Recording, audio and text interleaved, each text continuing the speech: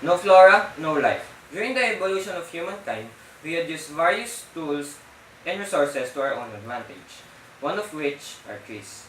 Trees primarily provide us paper, which made its part as one of the very first ways to perform non-verbal communication in the human society. As paper made its introductions, humans have used various ways to maximize its usefulness. Paper has replaced stone and clay as canvas to provide mobile and non-verbal communication between humans in distant areas. And over time, other common products that trees provide through paper are introduced. Accordions, crayons, fiber, rubber, dyes, incense, filters, drinking straws, and charcoal are such products. Although this came from renewable resources, we should keep in mind that trees are still vulnerable to extinction. That's why we should put an effort to preserve trees in any way possible. Just think, if trees were to be extinct, all of its products were to be entirely removed from human history. It would be an awkward situation for every single thing that lives on Earth.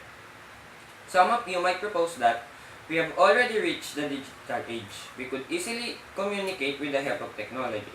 We won't be needing trees for their paper, so they should not be a waste of our attention. But here's my stand. Trees are not just for producing paper. Trees, as we know, undergo the process of photosynthesis. And through photosynthesis, trees exchange carbon dioxide for oxygen. Oxygen is very, very vital for almost every other specimen, and we humans are one of those.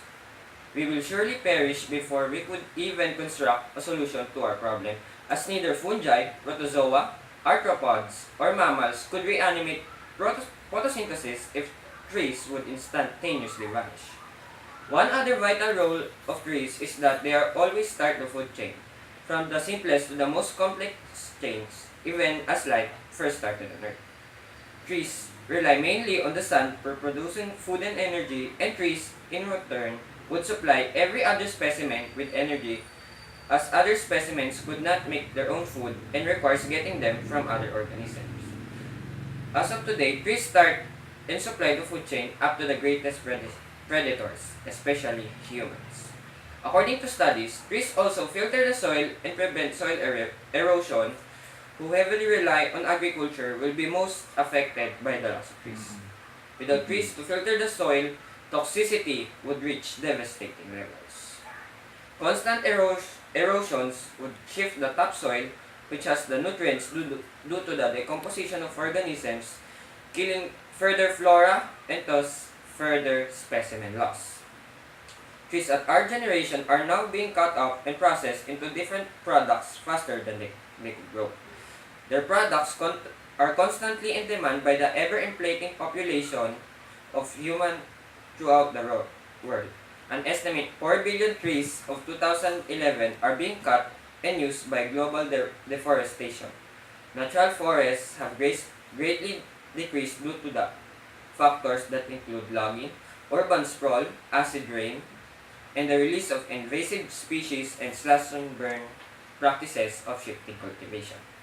In 1997, the World Resource Institute recorded that only 20% of the world's original forest remained intact tracts of undisturbed forest.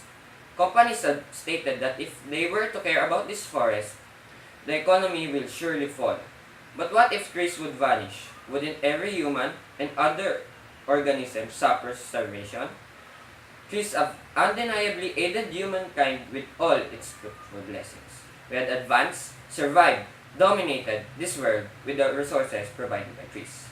But we should also note that we had advanced because forests were there beside us. We had grown into what we are today with the help of trees' blessings. But what if they were to abandon and leave us? Would humans ever thrive without them? Would anything thrive without them? Maybe trees are always so consistent in supplying us that we never knew how bitter it is to lose them. From the beginning of life of this planet, wouldn't you agree that every single organism that lives and will ever live had benefited from trees and their natural ecosystem in a way they had grown and evolved into the stage they are undergoing now?